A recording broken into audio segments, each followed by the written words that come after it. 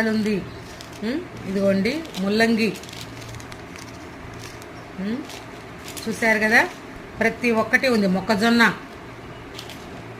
తర్వాత వచ్చేసి మన క్యారెట్, ఇదిగోండి ఆనియన్ సీడ్స్ కూడా ఉన్నాయి, బీన్స్ సీడ్స్, సొరకాయ సీడ్స్, ఇదిగోండి టమాటా సీడ్స్ అన్నీ వచ్చాయండి. ఎన్ని రకాలు మనకు చెప్పారో అన్ని రకాలు ఖచ్చితంగా పంపించారండి.